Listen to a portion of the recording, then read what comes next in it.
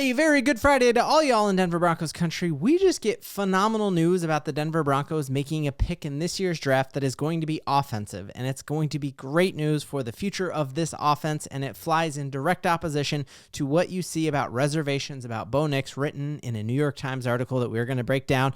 We get news about the Raiders potentially bungling their pick in the at 6. We get news about the Chiefs desperately wanting to trade up and get a tackle. They are in a bad shape there, and we're going to break it all down and more in this video. If you're new to the channel, I'm a diehard Denver Broncos fan named Ben. Helps me in the algorithm out a lot if you like the Broncos, if you would like and subscribe. So New York Times came out and wrote this piece in collaboration with The Athletic, and they break down the average margin of victory for the teams in the league, and then they rank them. So you're seeing after last year a complete 180. Remember last year Mike Clay gave that report where he predicted the Broncos to be underdogs in every single game that we played last year other than the Carolina Panthers. We know in reality the Broncos led the league in wins by over 9 points, and then our losses were all basically within one score if you take that Baltimore game out of there. Like the Broncos won big and lost close, which is a fantastic sign moving into next year and predicting what this Broncos team is going to do. So I was feeling the love here, like, oh, wow, look at this. They have us at 11. They have us being behind the Kansas City Chiefs. 11th in the whole NFL means we're in the playoffs. That's great. I love it. I love just scrolling through here and seeing us above the Los Angeles Chargers. That is definitely going to happen for sure. I'm not even worried about that. But then I read what they actually said about us, and it made me very, very angry. And here's what it said. It said, I still have reservations about quarterback Bo Nix. Anybody who actually watched Bo Nix does not have reservations about him. Like, this is a testament to the fact that going into last year, the Denver Broncos had the league minimum in primetime games. And so most even reporters didn't actually watch Bo Nix until that game got flexed into Cincinnati. And that's when my friends around the country were texting me like, oh my goodness, Bo Nix is good. I'm like, yeah, he's been good every single game after those first two where he had to play at Seattle and against the Pittsburgh Steelers crazy defense his first 2 games. He got better each and every game. And I think what you are seeing here is we are going to dominate this draft. Amazing couple tweets here by Sarah Bettinger, Locked On Broncos, and writes for Predominantly Orange. And he just talked about how George Payton has nailed these past couple drafts and that the Broncos have been without first-round draft picks in 2 of those 4 drafts since he's been here. And so you see we had to pick our first pick in the draft was 64 and then 63rd. And you look, we come out of there with the best defensive player in the league in Pat Surtain. We come out of there, this is again the 64th pick in Nick Bonito, who at one point was leading the league in sacks. We come out of there in Marvin Mims, who came on and had 2 touchdowns in that Cincinnati game. And when he gets the ball, fantastic things happen. And again, we didn't get him until pick 65.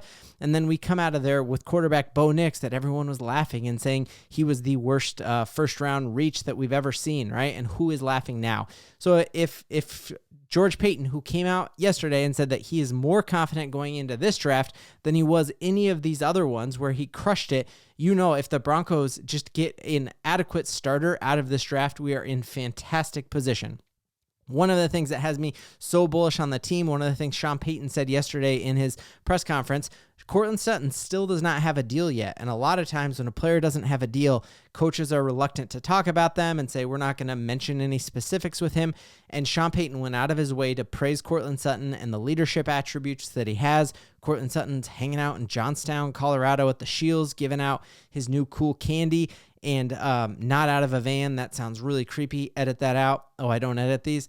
But Courtland Sutton is not only a leader of men. Taking a look at last year, when people say, oh, Courtland's not a wide receiver 1, yeah, he actually is an incredible wide receiver 1. And taking a look at this is just incredible to see that he's above Puka, he's above Justin Jefferson, he's above Jamar Chase, that when it comes to explosive plays, Courtland Sutton is your dude. And I thought this was an incredible point here made by Sarah Bettinger. He had that type of production without a running game. We didn't have a running back last year who had 100 yards in a game. And he did that without a tight end, and he did that with a rookie quarterback. So if we have the most explosive wide receiver in the game and we're just going to have a tight end next year, and we're going to have a running game next year, I think our minds are absolutely going to be blown at what we see from Courtland Sutton. So when you talk about reservations for Bo Nix, the biggest one is saying that, like, oh, he's just a check down merchant. And the fact was that, like, basically towards the end of last season, Bo Nix was leading the league when it came to deep ball completion with 23. PFF here said he had the most completions on 20-yard plus throws. When you look here, I got a tweet pulled up here, and this is showing Bo Nix are these scatter plots here, and Patrick Mahomes is here, and obviously higher up on the graph is further completions, and lower, these are more like behind the line of scrimmage, and you are seeing a lot more dots for your rookie quarterback than you are for the best quarterback who's ever played, Patrick Mahomes. So I think the Broncos are looking absolutely phenomenal, and I think they're even going to get better because I think Sean Payton is going to be picking an offensive player in this year's draft, and here is why I'm thinking that. Sean Payton has never gone into an NFL draft with this type of defense, and while when he was with the New Orleans Saints, 10 of his 17 first-round draft picks were defensive players, I think this year he knows, hey, my defense is covered. I got a top 3 defense. It is time to load up on offensive stars and surround my rookie quarterback. And I think you're seeing a lot of people in the NFL who are plugged into the Broncos organization and plugged into just all the scouting kind of back that point up. Chris Harris Jr. came out and said, you know what, I think it's time for the Broncos to pick an offensive player. We need to surround Bo Nix with some offensive talent. So when you have a guy from the no-fly zone come out and say, hey, this defense really doesn't need to improve at all, it's time to go load up on weapons for Bo Nix, that is a great sign that is truly what the Broncos should do. You're seeing Daniel Jeremiah come out and say he still can't shake the fact that he thinks the Denver Broncos are going to draft Loveland Colston in the first round, and I think that the Denver Broncos are drafting an offensive player in this year's draft, and that's going to be great because Bo Nix is going to have a sophomore surge. He's never had the continuity and coaching staff like he's going to have in this year. He's never had the wide receiver talent that he's had. We're going to see sophomore surges in Devon Vele, in Troy Franklin, and so it is time to bring in another offensive weapon. Now, the thing that rebuts that idea is Sean Payton made a quote in yesterday's press conference where he talked about if you have crystal in front of you, you don't pick a blender just because you need a blender. So essentially, if you have a need like running back, you don't skip on a generational defensive talent. And so I think if the Broncos end up drafting an interior defensive lineman and we all start to lose our mind, remember this exact quote, and that if Sean Payton is picking a defensive player or a player that doesn't seem like a need, we got to know in our minds Sean Payton sees that as a piece of crystal, and in 2 years we'll be like, I'm so glad we got that crystal and didn't reach on a blender. And so I'm still very, very confident that the Denver Broncos are going to select an offensive player, but if we don't, it's because Sean Payton has found himself a diamond. Loved this quote here. This was Ashton Jeanty. He came out and said, hey guys, it's tackle football. He wrote this in the Players Tribune. He said, it's tackle football, and I think you probably should try to draft the guy that they can't tackle. And that tweet alone that statement alone made me want to trade the farm and go up and get him because he just believes in himself, and that would be absolutely wild.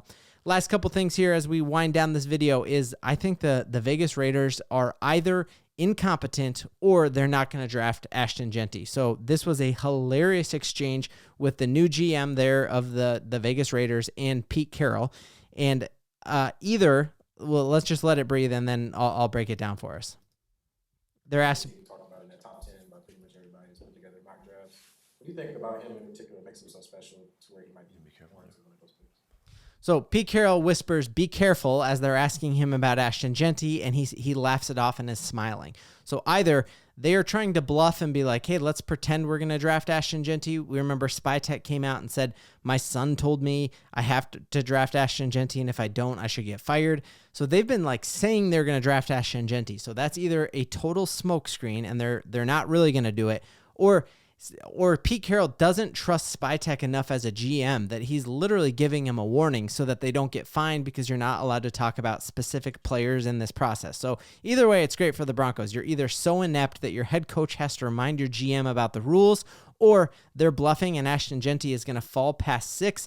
And if he falls past 6, you are then falling in the territory where Sean Payton has relationships with the New Orleans Saints and can trade with them. We know George Payton has incredible relationships all across the NFC and is like renowned in the NFC and could trade with the Carolina Panthers there. And the Broncos could easily find a striking partner there if they're going to trade up for Ashton Jeanty. That's great news. Last piece of fantastic news here is hearing just all of the rumors about how desperate the Kansas City Chiefs are to find a left tackle. I think them not putting weapons out there for Patrick Mahomes is just going to be great for us. I love the fact that they're going to have to give up capital to go and get a tackle who probably is not going to work. It looks like they're going to try to be trading with the Houston Texans or the Los Angeles Rams at 25 or 26. But our biggest hope is just like, let's get all those tackles off the board. Let's let the Chiefs settle on somebody who doesn't move the needle for him, and that would be fantastic. Because next year we are still looking at a Rashee Rice suspension will be looming. We know that Patrick Mahomes is still seeing ghosts because of having all the pressure put on him with just a 4-man rush, and it is great that they are going to need to get desperate and try to trade up to find a tackle who we know is not going to be able to block Nick Bonito or Jonah Ellis, and the Broncos are going to beat the Chiefs not once but twice this season, and that's something we can all believe in.